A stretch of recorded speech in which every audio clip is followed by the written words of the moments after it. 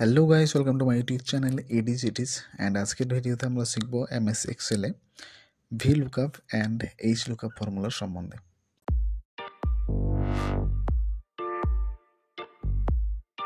MS এক্সেলে V lookup খুবই important একটা সাবজেক্ট, ভি লুকআপ ফর্মুলা।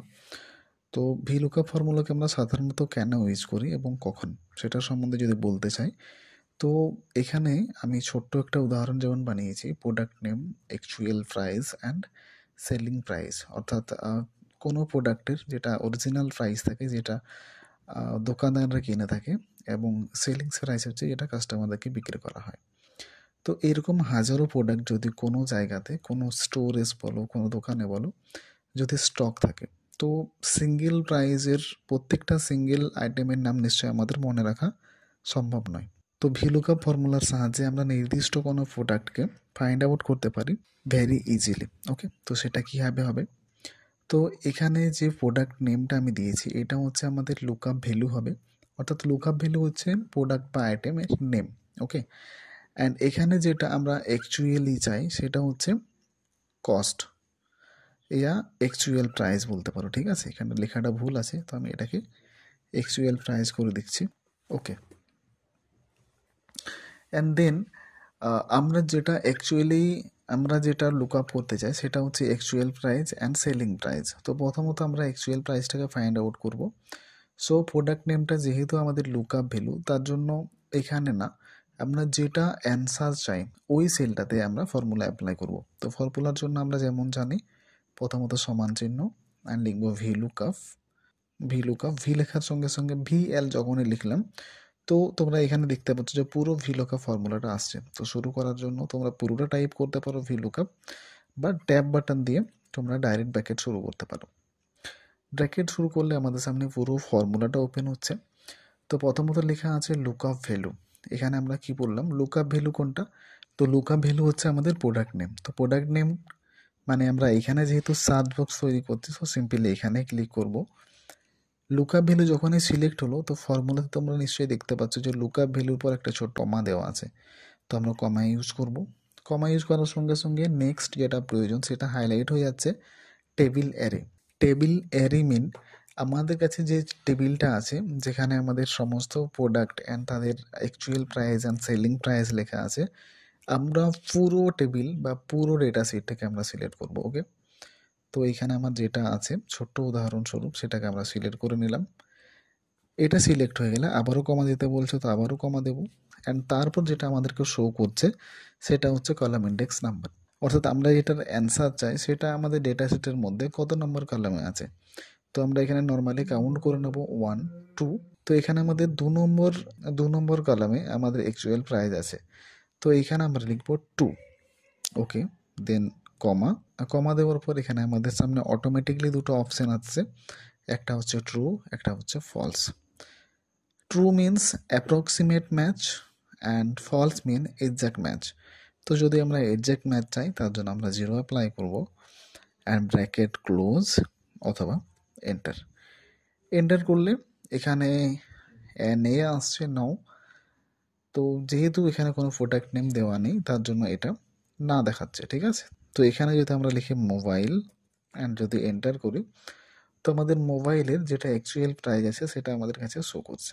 ওকে, নেক্সট যে সেলিংস প্রাইস আছে সেটাকে যদি আমরা দেখতে চাই, তো তার জন্য আর নতুন করে ফর্মুলা অ্যাপ্লাই করার কিছু নেই। অ্যাকচুয়াল প্রাইসটাকে জাস্ট আমরা ড্র্যাগ করব অ্যান্ড সেলিং প্রাইস আমাদের সামনে চলে আসছে। ওকে, এরপর যখনই আমরা এখানে কোনো প্রোডাক্টের নাম চেঞ্জ করব, যেমন কি আমি এখানে লিখছি ক্যামেরা, এন্টার, অ্যান্ড সঙ্গে সঙ্গে তোমরা দেখতে পাচ্ছ এখানে কিন্তু প্রোডাক্টের প্রাইসটাও চেঞ্জ হচ্ছে, actual price and selling price.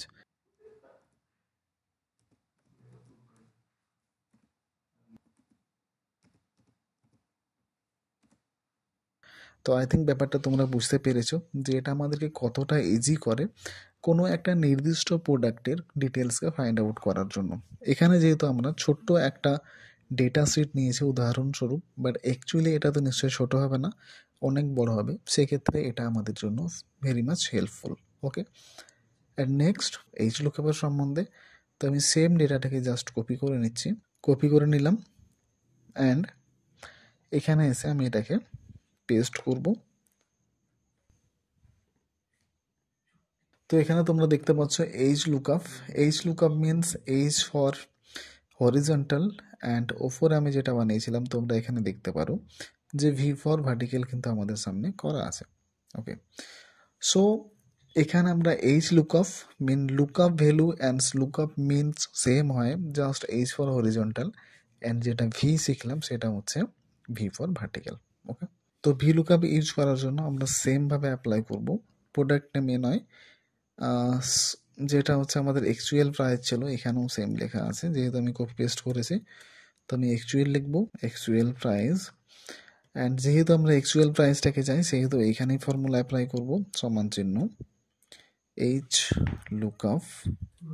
H lookup শুরু হলে আবার আমাদেরকে লুকআপ ভ্যালু সেট করতে বলছে, লুকআপ ভ্যালু প্রোডাক্ট নেম কমা টেবিলের পুরো টেবিলটাকে আমরা সিলেক্ট করব, পুরো টেবিল সিলেক্ট করলাম, কমা ইন্ডেক্স রো নাম্বার সেকেন্ড, কমা এর জন্য 0 অ্যান্ড এন্টার। সেম এখানে আমরা লিখব product name laptop and enter. তো এখানে আমাদের কাছে অ্যাকচুয়াল প্রাইস আসছে, অ্যান্ড এটা সেলিং প্রাইস জানতে চাইলে আমরা জাস্ট এখানে ডাবল ক্লিক করব, ফর্মুলা অ্যাপ্লাই হয়ে যাবে। অ্যান্ড তোমরা দেখতে পাচ্ছ ল্যাপটপের অ্যাকচুয়াল প্রাইস হচ্ছে 35,000 অ্যান্ড সেলিং প্রাইস হচ্ছে 42,000।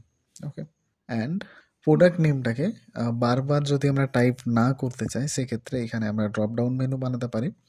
ড্রপ ডাউনের জন্য যে সেলটাতে ড্রপ ডাউন বানাতে চাই সেই সেলটাকে সিলেক্ট করে রাখবো, অ্যান্ড সিধা চলে যাব ডেটা ট্যাবে। ডেটা ট্যাব থেকে ডেটা ভ্যালিডেশন, এখানে আমরা সিলেক্ট করবো ডেটা ভ্যালিডেশন। দেন সেটিংসে অ্যালাউ অপশানে ড্রপ ডাউনে ক্লিক করব, অ্যান্ড এখানে সিলেক্ট করব লিস্ট। লিস্টে যেখানে সোর্স লেখা আছে এখানে আমরা ম্যানুয়ালি টাইপ করতে পারি আমাদের সোর্স নেমগুলোকে, আর তাছাড়া আমরা এখানে এটাকে আপলোড করতে পারি।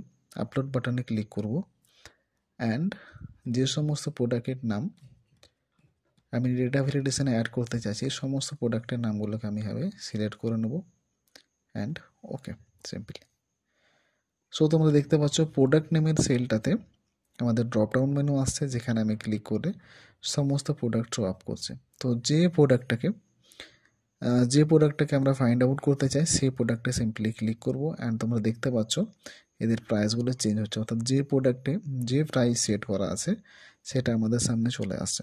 অ্যান্ড আই হোপ ভিডিওটা তোমাদের ভালো লাগলে subscribe my channel, hit the like button and share with your friends. Thank you for watching this video.